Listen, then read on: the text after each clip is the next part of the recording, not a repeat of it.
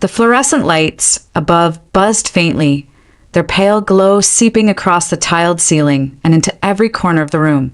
The air was heavy with chemicals, sterile, bitter, and cold, the kind of chill that belonged not to night or winter, but to steel and formaldehyde.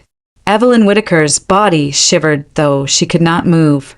For a moment she thought she had slipped beneath ice, trapped where no warmth could reach her. Then came awareness, the hard metal beneath her, the thin sheet pulled over her face, and the unmistakable realization that she lay on a morgue table. Her mouth was dry, her tongue leaden, the faint taste of something acrid lingering at the back of her throat. She tried to cry out, but only a broken rasp escaped, weaker than a whisper. Terror rooted itself in her chest. She forced her eyelids shut, willing herself still, listening. Footsteps echoed on concrete. One set heavy and deliberate, the other sharp and brisk, heels striking against the floor. The sound stopped beside her, and the sheet was pulled back. Evelyn kept her eyes closed, but she felt the light press against her skin, harsh and merciless. A man's voice spoke, rough, official.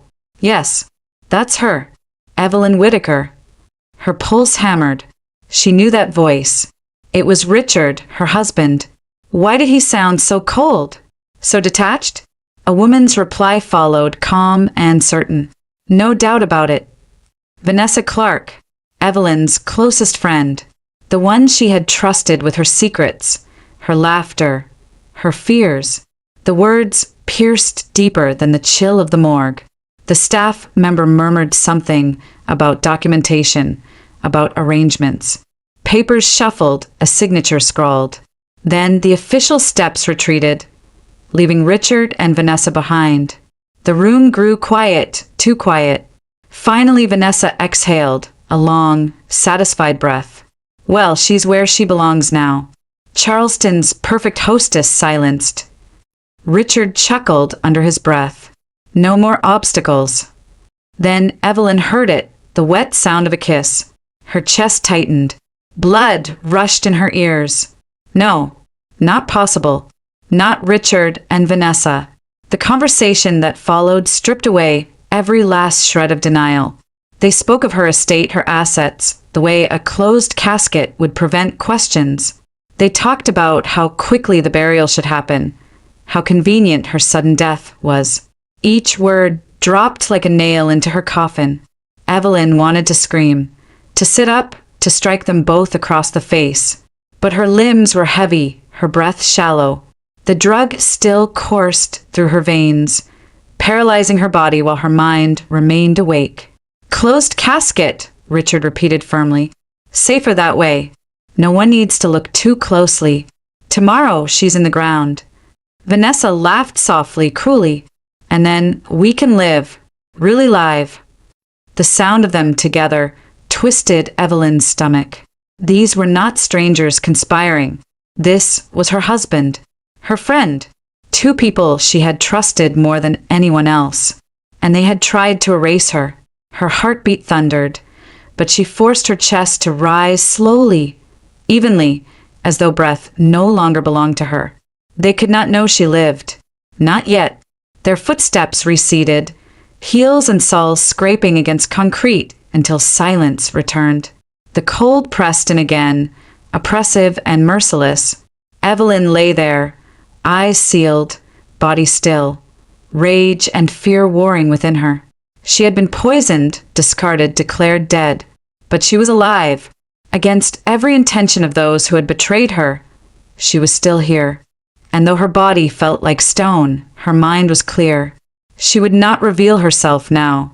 Not while Richard and Vanessa believed their plan had succeeded. Not while they imagined her buried and gone. No, she would wait. Wait until the moment came when truth would cut deeper than any poison. On that steel table in the Charleston morgue, Evelyn Whitaker made her first choice as a woman returned from the dead. She would remain silent. She would remain still.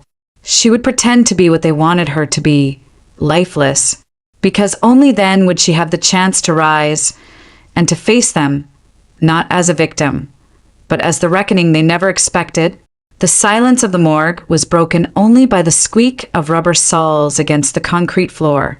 Michael Turner pushed open the swinging door, a clipboard tucked under his arm, his breath rising in small clouds in the refrigerated air. He was used to this world of steel tables and fluorescent lights, where death was processed and recorded like paperwork. But as he approached the body on the table, the young socialite whose sudden death had already stirred whispers across Charleston, something felt wrong. He pulled the sheet back just enough to verify identity. Evelyn Whitaker lay there, her skin pale, her lips faintly parted. Michael frowned.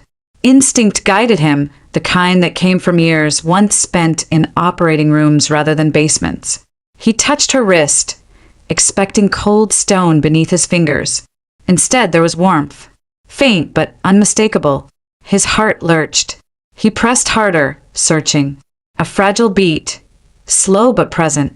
For a moment, he thought he had lost his mind. But then her chest moved ever so slightly, the barest flutter of breath. Michael dropped the clipboard, the clatter echoing too loud in the chamber. He leaned close. "Ma'am," he whispered, hardly expecting an answer. A sound escaped her throat, dry and broken. "Please," the word cracked like brittle glass. "Don't tell him." Michael froze. This was no corpse. She was alive, aware, pleading. He glanced toward the door, then back to her. "Stay still," he whispered urgently. His mind raced through training long buried. The shallow respirations, the rigidity of her muscles, the weakness in her voice. It was not death. It was paralysis, drug-induced. He had seen it before in the days when he was Dr. Michael Turner, anesthesiologist. Before a colleague's betrayal cost him his career, his license, his life as he had known it. His pulse thundered. Evelyn Whitaker had not died naturally. She had been silenced. "I'll take care of you," he promised, his voice low but steady. "But you must not move. Not a sound." Step by step he worked. He marked the body as processed, shielding her from further examination. Instead of wheeling her toward autopsy, he guided the gurney toward a storage corridor rarely used. There, hidden behind crates and equipment, he kept her until the night would allow safe passage. Each action carried risk, tampering with remains, falsifying records, but Michael had already lost everything once. What was left to lose compared to a woman's life? When evening shadows fell across Charleston, he maneuvered her quietly out of the morgue and into his car.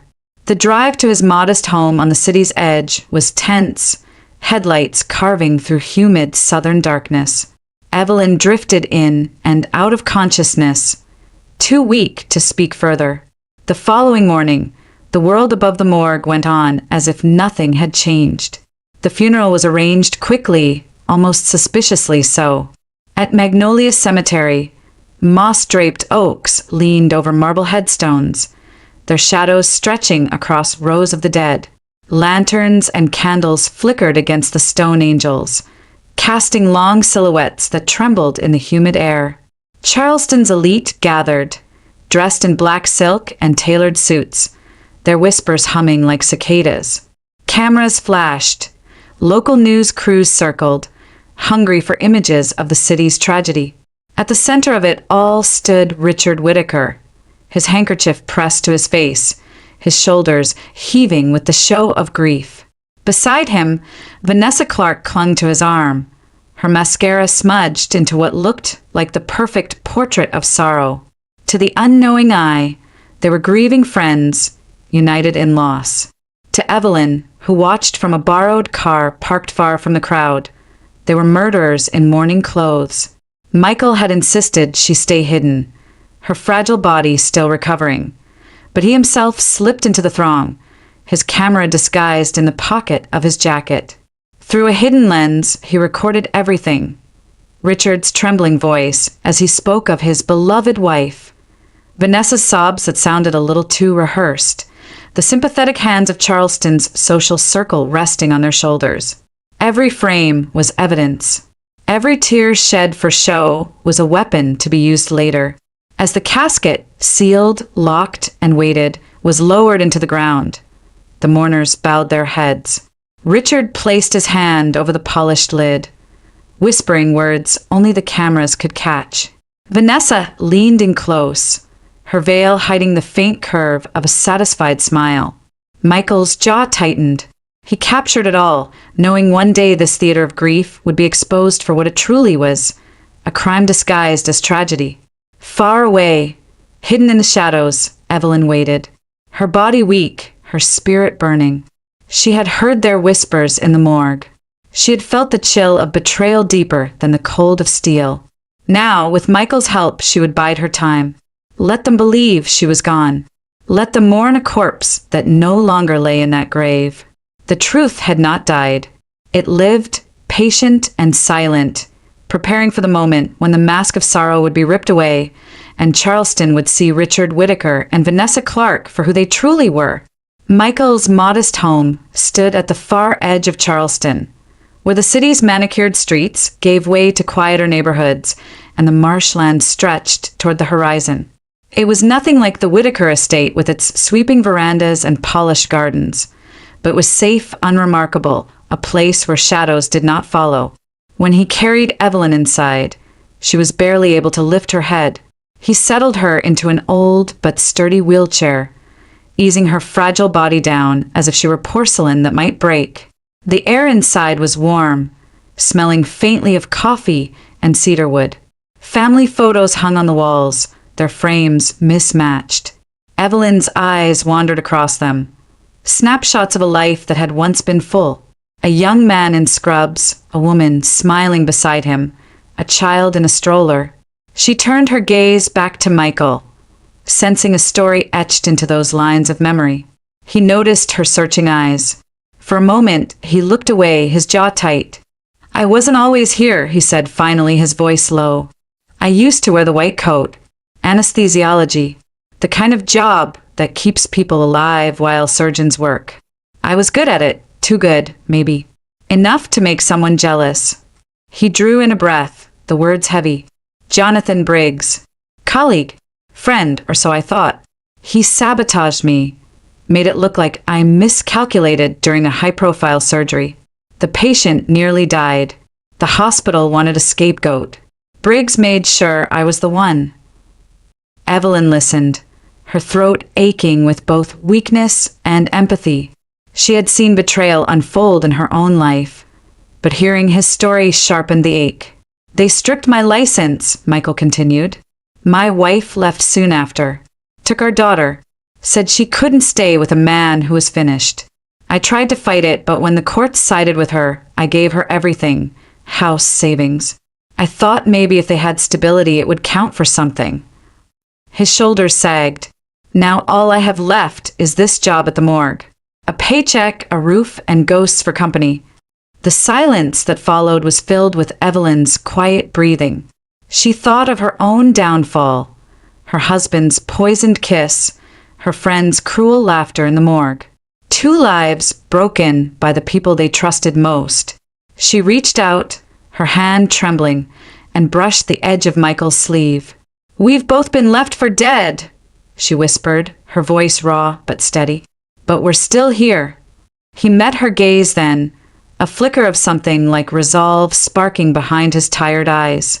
While they sat in that small living room, an entirely different scene unfolded in the heart of Charleston. Richard Whittaker poured wine into crystal glasses, the ruby liquid catching the firelight in his downtown townhouse. Vanessa reclined against the velvet sofa, her lips painted in triumph. The air smelled of expensive tobacco and imported perfume.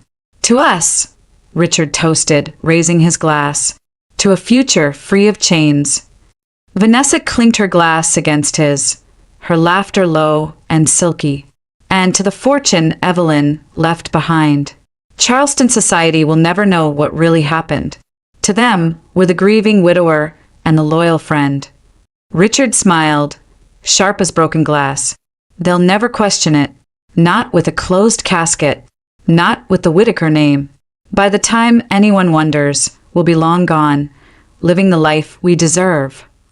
They leaned closer, their voices dropping into conspiratorial whispers about properties to buy, travels to take, luxuries to indulge. Each word dripped with greed, a twisted celebration of what they believed was victory. Back in the quiet refuge of Michael's home, Evelyn clenched the arms of the wheelchair, her nails pressing into the worn wood. She could almost hear their voices echoing through memory, laughing over her grave. Rage burned beneath her ribs, but she did not cry out. Not yet. Instead, she swallowed her tears, her jaw tightening. Her strength was not in shouting, but in silence and waiting. They thought her gone, erased, forgotten beneath moss and marble. Let them think it. Let them bask in their stolen triumph. Because when the time came, her return would strike harder than any poison. And justice, long delayed, would not be denied. Michael worked methodically, his hands steady as he filled a small vial with Evelyn's blood. He had pulled together the equipment quietly, without the morgue's knowledge, his actions shielded by the years of training that still lingered in muscle memory. The crimson liquid swirled as he capped the tube, sealing inside it both a mystery and a weapon. "I have a friend," he told Evelyn as he slipped the vial into a padded envelope.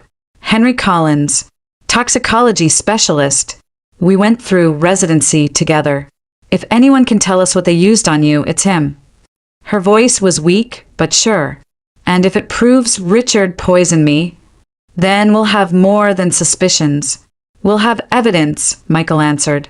He pressed the package shut, his jaw tightening. "And evidence speaks louder than tears." Evelyn lowered her eyes, the memory of her last evening with Richard flooding back unbidden. She had prepared a quiet dinner, hopeful it might soften the distance that had been growing between them. He had poured the wine, his smile charming, his words gentle. They had eaten strawberries and pineapple he had sliced himself. She had laughed at something trivial. Then the world had tilted. The glass slipped from her hand, shattering across the hardwood floor, and blackness swallowed her. Now she understood that moment for what it was, the beginning of her end. Michael noticed the shadow that crossed her face, but he didn't press. Instead, he slipped out later that morning, envelope in hand, making his way through Charleston's sun-drenched streets toward the post. The city buzzed with its usual rhythm, carriages rolling past tourists, church bells marking the hour. But Michael carried the quiet weight of secrets too heavy for daylight. Near the corner of King Street, he was stopped by a soft voice. "Sir, spare some change." A young woman stood there, her clothes worn thin, her scarf sun-faded. Beside her was a boy, perhaps 10 years old, clutching her hand with solemn eyes the color of amber. Michael reached into his pocket automatically, pulling out a few bills. "Here," he said gently, "get yourselves something to eat." The woman gave a grateful nod, but the boy stepped forward before she could speak. His small fingers wrapped around Michael's wrist, cool and certain. His gaze deepened, as though he were staring not at Michael's face, but through it, into some invisible current. "Don't go to work today," the boy whispered. His voice carried none of a child's hesitation. "Danger is waiting." Michael blinked. "What?" The boy's grip tightened, and for a moment Michael felt a chill run down his spine.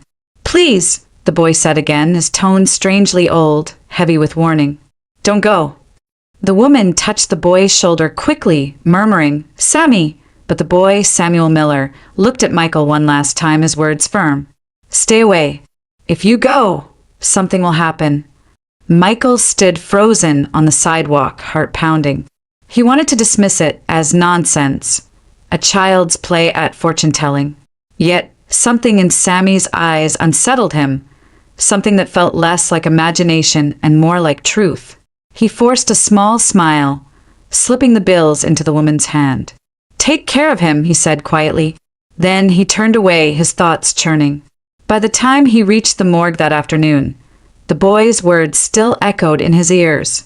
Danger. Waiting. He shook his head, telling himself fear was a luxury he couldn't afford. People whispered warnings every day in this city, about storms, about sins, about omens. He had work to do. Meanwhile, back at his house, Evelyn lay in the wheelchair by the window. Sunlight fell across her legs, and she focused with every ounce of will. For days her body had been stone, her limbs unresponsive. But now, slowly she willed her toes to move. The faintest twitch, then another. Her breath caught, and a tear slid down her cheek.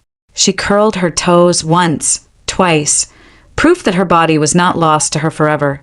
The drug's grip was loosening. Her strength was returning. And with it, a promise formed deep inside her. The time would come when Richard Whittaker and Vanessa Clark would face not the illusion of death, but the living truth they had tried to bury. The call came early, dragging Richard Whittaker from a restless sleep. His head throbbed from the night before. Too much brandy, too little rest. He fumbled for the phone, irritation already sharp in his voice. "Mr. Whittaker." The groundskeeper's voice cracked on the line, uneasy. "Sir, there's a problem at the cemetery. The dogs. They've dug at the grave. They won't leave it alone." Richard sat up, suddenly alert. "What are you babbling about?" I didn't want to bother you, but the soil's disturbed. I swear, it looks like they've reached the coffin." A flush of heat rose in Richard's chest. "Stay put. Don't touch a damn thing. I'll be there in 20 minutes. He hung up, his hands trembling as he dressed. Vanessa stirred in the sheets, her voice drowsy and annoyed. "What now?" "Nothing," he snapped. "Go back to sleep." The drive through Charleston's morning mist felt endless. Spanish moss draped from the oaks, swaying in the salt air. When he arrived, the cemetery was silent but for the caw of distant crows.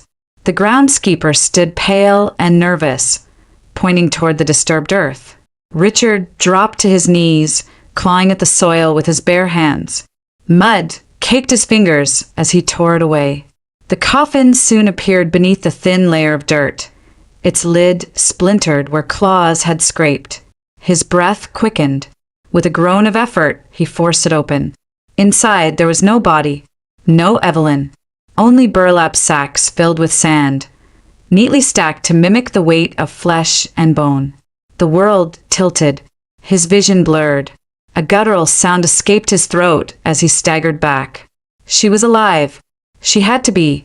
He pressed his fists to his temples, panic thundering in his skull. Evelyn Whittaker, the wife he had poisoned, was not in her grave. If she wasn't there, then she was somewhere, and someone had helped her. One name rose in his mind like a blade: Michael Turner, the morgue attendant. It made sense, too much sense. The man had been alone with Evelyn's body before burial, had every chance to interfere. Richard's jaw clenched. Turner had tricked him, stolen what should have been finished. By the time he left the cemetery, he was already planning. He would find this man. He would find where he lived, what he knew. And then he would finish what he had started. Across town, Michael's phone buzzed as he finished his shift. He slipped into the staff hallway to answer. "Michael, it's Henry Collins." The voice on the line was brisk, but beneath it lay a current of unease. "I ran the analysis you asked for. You were right to send it to me." Michael's pulse quickened. "What did you find?" "There are traces of a neuromuscular blocker in the blood sample. A paralytic, the kind we use in anesthesiology. This isn't over-the-counter, Michael. It's hospital stock, controlled substances. Someone diverted it." Michael closed his eyes, exhaling slowly. Henry continued, his tone grave. "And listen, this batch could only have come from one place. Charleston General's Surgical Pharmacy. You know who runs that program now, don't you?" A name that tasted of bitterness rose immediately. Dr. Jonathan Briggs.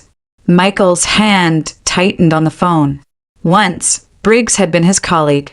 Once, he had orchestrated the ruin of Michael's career. And now, somehow, Briggs's name was tied to Evelyn's poisoning. "Michael," Henry said firmly, "this isn't just malpractice. This is attempted murder. Be careful. If Briggs knows you're digging, he won't sit quietly. Michael hung up, his mind reeling. Pieces of the puzzle were sliding into place. Evelyn had not been struck down by chance. Richard had poisoned her. Briggs had provided the means. And Vanessa had stood at his side, ready to inherit the life Evelyn was meant to live. In Michael's living room, sunlight streamed across the wheelchair where Evelyn sat, her eyes fixed on the garden beyond. She flexed her toes again, stronger this time, her lips curving with fragile hope. Each movement was a step back from the grave they had tried to place her in. Neither she nor Michael knew yet that Richard had seen the empty coffin, that suspicion had already narrowed onto them like a predator's gaze. The game had shifted. Evelyn was no longer a dead woman waiting to be forgotten. She was a living secret, and secrets in Charleston's old cemeteries and whispered parlors had a way of coming back to life. Richard Whittaker had always prided himself on control. He controlled business deals, the flow of money, the image of a perfect marriage. Even Evelyn's death, neatly orchestrated, quietly executed, had been another piece of order in his carefully drawn life. But control was slipping now, cracking like porcelain dropped on stone. The address hadn't been hard to find. A few discreet questions in the right places, a small payment slipped to someone at the hospital, and Michael Turner's residence came to light. Richard parked down the street, engine off, the humid Charleston air heavy around him. Spanish moss swayed gently from the trees, concealing him in dappled shadow. He lifted the binoculars he had brought, trained them on the modest house. His pulse spiked when the curtains shifted. A woman's silhouette moved into view, seated in a wheelchair. Pale skin, graceful hands gripping the armrests. Even from a distance, he knew. Evelyn. Alive. His breath caught. For a moment, the world tilted the way it had when he opened that coffin. He rubbed his eyes as though clearing an illusion. But when he looked again, she was still there, thin, fragile, but undeniably living. No, he muttered, gripping the steering wheel until his knuckles whitened. It's not possible. Doubt gnawed at him. He remembered the night of the poisoning, how carefully he had measured the dose Briggs had procured. He had watched her glass tip, had seen her collapse. He had felt certain she was gone. And yet here she was, a ghost breathing behind a stranger's window. Inside the house, Evelyn sat in silence, the soft creak of the wheelchair the only sound as she adjusted her position. The air smelled faintly of antiseptic and brewed coffee. Michael's attempt to mask the lingering scent of the morgue on his clothes. She gazed toward the window, following some instinct. When her eyes landed on the street, a chill passed through her.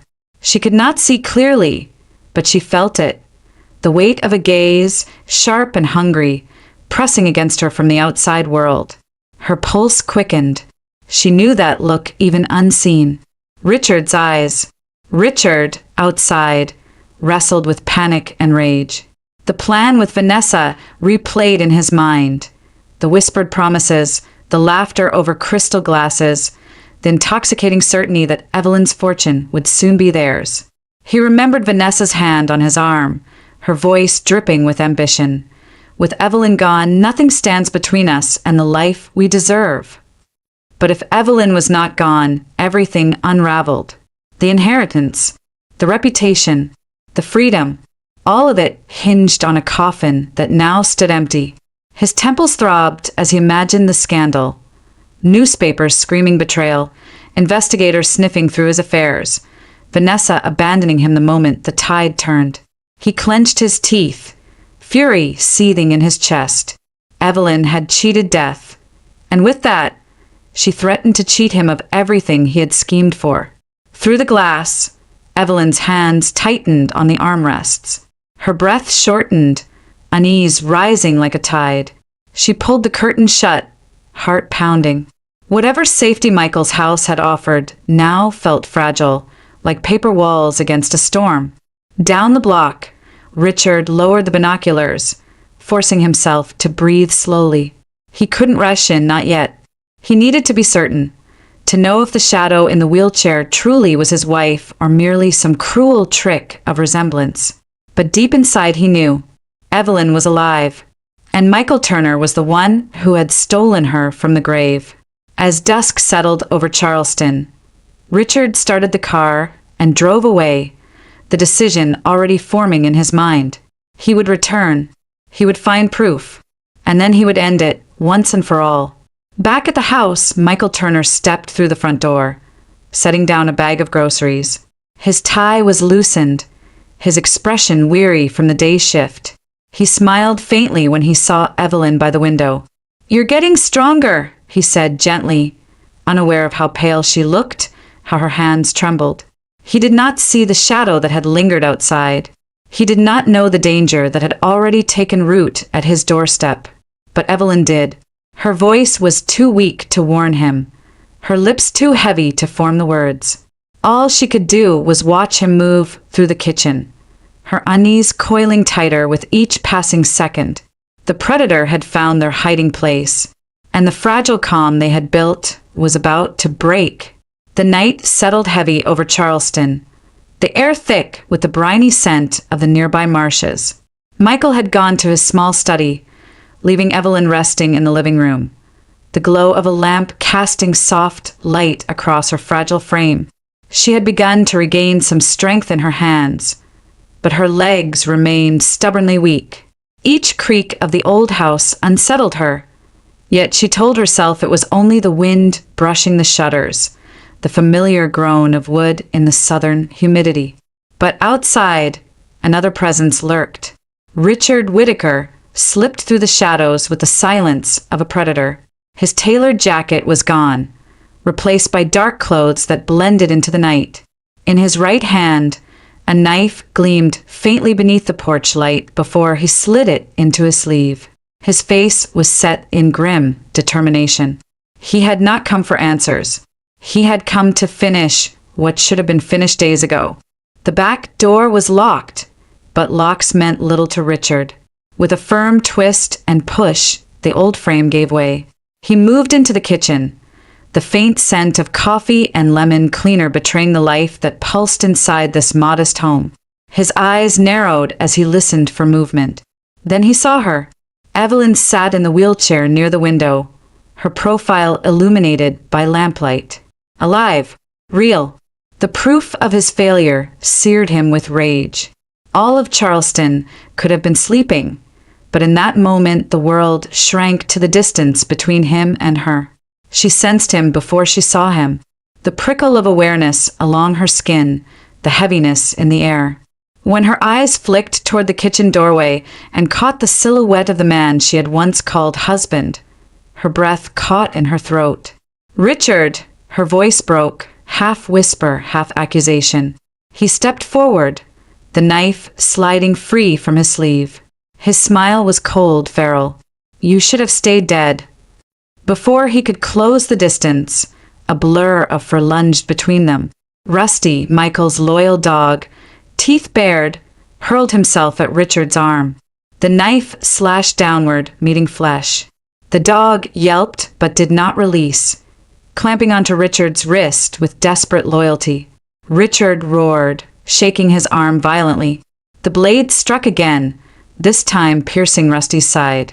Blood darkened the fur instantly, dripping onto the hardwood. The dog whimpered, but still pressed forward, buying Evelyn precious seconds. Evelyn's scream split the night. "Michael!" Her cry carried through the house like an alarm. Papers scattered as Michael shot from his chair in the study, the sound of struggle and the desperate bark guiding him. He burst into the room, his eyes landing on the nightmare unfolding. Richard towering over Evelyn, Rusty bleeding at his feet, the knife raised again. "Get away from her!" Michael charged. The collision was brutal. The two men crashed against the wall, the knife clattering to the floor before Richard snatched for it again. They grappled, fists landing with sickening thuds. Richard's strength was fueled by panic and fury, Michael's by righteous desperation. Evelyn could do nothing but watch, her heart slamming in her chest, every breath a prayer that Michael would not fall. With a surge, Michael twisted Richard's arm back, slamming his wrist to the floor until the knife slipped free. He kicked it out of reach, then pinned Richard against the wall, his voice raw. "It's over." But Richard thrashed wildly, spitting venom. "You'll regret this. She belongs in the ground." Michael didn't waste another word. With his free hand, he reached for the phone on the table, dialing with frantic precision. 911, he barked. "Intruder with a weapon. Send units now." Evelyn's tears spilled as she pulled herself from the wheelchair enough to reach Rusty. The dog lay bleeding, his breath shallow but defiant. She pressed her hands to his wound, whispering broken pleas. "Stay with me. Please, Rusty. Don't leave me too." Sirens wailed in the distance, the sound cutting through the humid night. Within minutes, flashing blue and red lights washed over the windows. Officers stormed through the front door, weapons drawn. Michael raised his hands, instantly stepping back.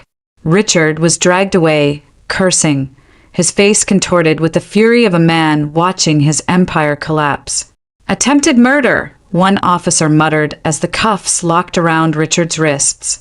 "He's not talking his way out of this." The room quieted, save for Evelyn's sobs and Rusty's ragged breathing. Michael knelt beside them, his hand steady over hers as she tried to staunch the bleeding.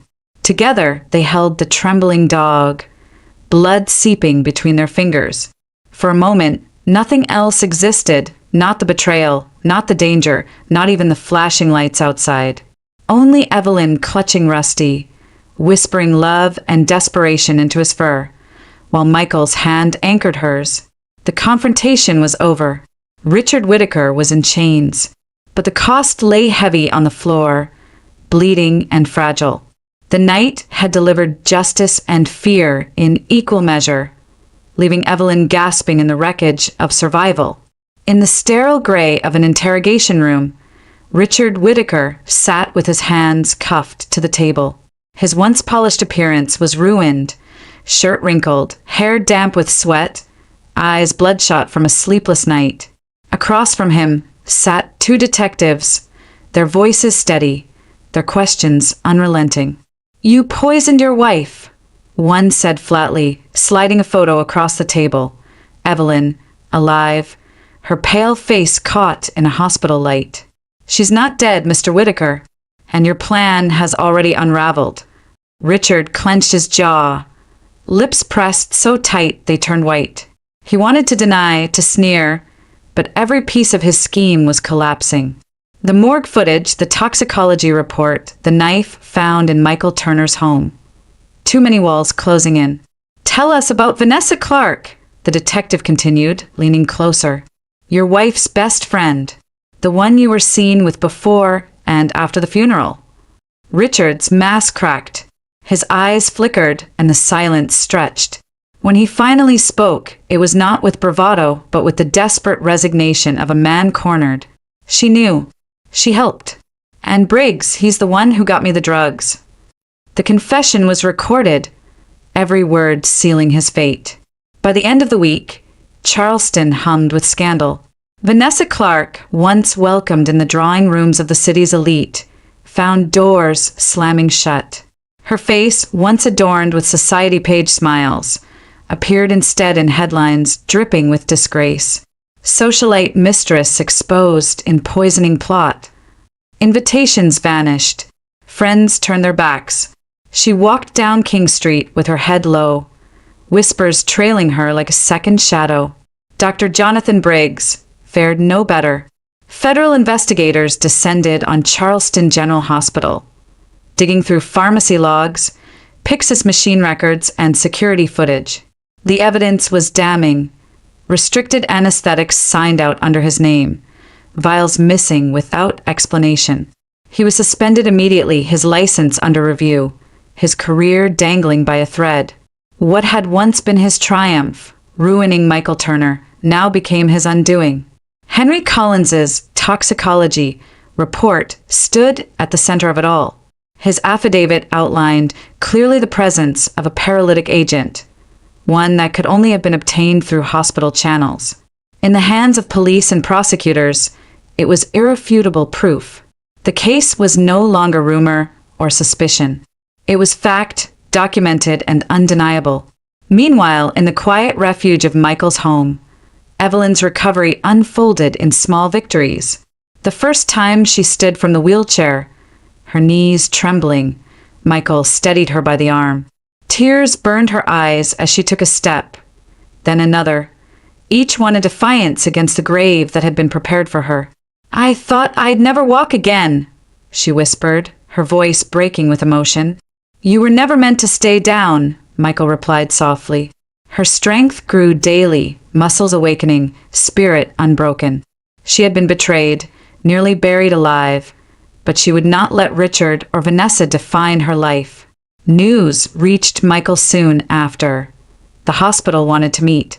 He returned to Charleston General not as an attendant, but as a man restored. The board, once skeptical, now acknowledged the truth he had been wronged. They offered reinstatement, his license renewed. His title of anesthesiologist returned. The same halls that had cast him out years ago now opened their doors again. When he walked through them, coat crisp and head high, it was more than a job reclaimed. It was dignity, redemption. The proof that justice had begun to shine through cracks long hidden. In Charleston's oak-lined streets, whispers still circled, but they told a different story now. A betrayal exposed, of justice unfolding, of a woman who had risen from death's shadow and a man who had reclaimed his name. For Evelyn and Michael, the war was not yet over, but for the first time the balance had shifted. Truth was no longer buried. It stood in the open, undeniable, pointing toward a reckoning that could no longer be delayed. And in that light, Evelyn felt the faint but steady pulse of justice. Slow, deliberate, but finally undeniably alive. The weeks after Richard's arrest moved in waves. Long, heavy days punctuated by moments of fragile hope. Evelyn remained at Michael's home, her body recovering with slow determination, while Charleston seemed to pulse with the echo of scandal. The Whitaker name, once spoken with admiration in polished parlors, now carried the sting of betrayal. Michael often found her sitting by the window in the evenings, the light of dusk painting her face in soft gold. She had grown stronger, able to stand with only minimal support. Sometimes she walked across the room, her steps shaky but defiant. Every stride was a declaration that she had been buried too soon, that she had risen when no one expected her to. One evening, as cicadas sang outside, Michael sat across from her. He had brewed tea, the steam curling upward between them. For a long time, they said nothing, the silence speaking of battles fought and scars left behind. Then Evelyn's eyes met his. "You lost everything once," she said gently. "Your career, your family, because someone chose to destroy you." Michael's gaze lowered to the cup in his hands. "And you lost everything because the people closest to you chose greed over love." He paused, then looked back at her. "But we're still here, Evelyn. Somehow we're still standing." She reached across the table, her fingers brushing his. The contact was tentative, yet steady, a bridge built from shared pain and hard-won trust. For the first time in years, both allowed themselves to imagine a future not defined by betrayal. Rusty, too, fought his way back. The night of Richard's attack had left him bleeding and broken, but the veterinarians at the local clinic worked tirelessly. Michael and Evelyn visited every day, Evelyn wheeling herself down the sterile hall until the day Rusty limped out on his own, tail wagging weakly. When he pressed his muzzle into her lap, Evelyn wept openly, burying her hands in his fur. "You saved me," she whispered into his ear. "Now we've saved each other." The dog became more than a pet. He was a symbol of loyalty that no betrayal could tarnish, a reminder that courage sometimes came in fur and fangs. Beyond the quiet walls of Michael's home, justice continued its course. Richard sat in county jail, facing charges that would almost certainly lead to decades behind bars. No fortune, no reputation, no allies remained to shield him. Vanessa Clark fled Charleston soon after, unable to withstand the stares and whispers that followed her through every street. The city that once celebrated her beauty now spat her name like poison. She disappeared into anonymity, her fall as swift as her ambition had been ruthless. Dr. Jonathan Briggs, once untouchable in the hospital hierarchy, stood before the medical board stripped of his license. His career ended in disgrace, his name marked forever as a cautionary tale of arrogance and deceit. Charleston society, so quick to gossip, now spoke of Evelyn with something like reverence. She had returned from the grave, not in rumor, but in truth. And in her return, lies had been dragged into the light. One evening, as the cicadas quieted and the first stars blinked awake, Evelyn stood in the garden. The wheelchair had been pushed aside. Michael watched her from the porch, pride softening his features as she walked slowly across the grass, Rusty padding loyally at her side. She stopped, lifting her face to the night sky, breathing deeply of the warm southern air. When she spoke, her voice was steady, clear, carrying across the stillness. Justice may come late, but when it arrives, it speaks loud enough. The words lingered, hanging in the air like a benediction. Michael felt the weight of them settle in his chest, not heavy, but grounding. He knew she was right. Justice had not shouted, it had not stormed. It had come quietly, inevitably, like dawn after a long night. Together, they had crawled from the shadows of betrayal into something resembling hope. Their wounds remained, but so did their strength. The morgue, the coffin, the poison wine, these would always be part of their story, yet they no longer defined its ending. In that moment, under Charleston's sprawling sky, Evelyn and Michael allowed themselves to believe in beginnings. 6 months later, Charleston bloomed beneath spring sunlight, azaleas bursting pink and white against the wrought iron balconies and moss-draped oaks. The scandal that had once consumed the city had faded into whispers, and in its place a quieter story began to take root. A story of survival, of healing, and of love rediscovered. In a small chapel tucked away on the edge of town, Evelyn Whitaker stood at the altar. She wore no extravagant gown, only a simple ivory dress that flowed gracefully to the floor. Her hair, soft and loose, framed a face no longer haunted by weakness, but by resilience. Michael Turner stood opposite her, his suit plain, his expression steady, yet moved in ways words could not capture. The ceremony was brief. A handful of friends, a few colleagues from the hospital, and Henry Collins, who had stood by them with truth when lies threatened to drown them. Rusty lay near the front pew, his chest rising and falling peacefully, the scar across his side hidden beneath his thick coat. Evelyn's hand trembled only once, when Michael slipped the ring onto her finger, his eyes meeting hers with a vow unspoken as well as spoken. There were no grand speeches, no orchestrated performances, only two people who had been broken in different ways, choosing to stand together, stronger for the cracks that had let the light in. When the minister pronounced them husband and wife, Evelyn's smile was radiant, not because of spectacle, but because of freedom. Freedom to live without fear, freedom to love without betrayal shadowing her steps. Weeks later, Evelyn and Michael walked through the sunlit halls of a Charleston orphanage. The scent of chalk and fresh laundry mingled with the laughter of children echoing down the corridors. Evelyn's heart tugged with every giggle, every small face that peeked curiously from behind doors. Then she saw him. Sammy Miller sat on a bench, a book too large for his small hands resting in his lap. His eyes lifted as they approached, and for a moment, Evelyn swore the world held still. Michael crouched down, his voice soft but warm. "Do you remember me?" he asked. Sammy's eyes lit with recognition. "You're the man I told not to go to work." His tone was matter of fact, as though no time had passed at all. Michael's throat tightened. He nodded, unable to speak at first. Evelyn knelt beside him, her hand brushing gently over Sammy's hair. "You saved him that day," she whispered. "And in a way, you saved me too." The boy looked between them, something fragile flickering across his face. Hope, tentative and longing. Evelyn felt the rush of it in her chest, sudden and overwhelming. She looked at Michael, who was already looking back at her. In his eyes, she saw the answer to the question she had not yet spoken. Later that week, papers were signed. Background checks and home studies were expedited, the process moving with surprising grace, as though even the system itself understood what was meant to be. When Sammy walked out of the orphanage doors with a small suitcase in hand, Rusty bounding ahead to greet him, Evelyn's eyes blurred with tears.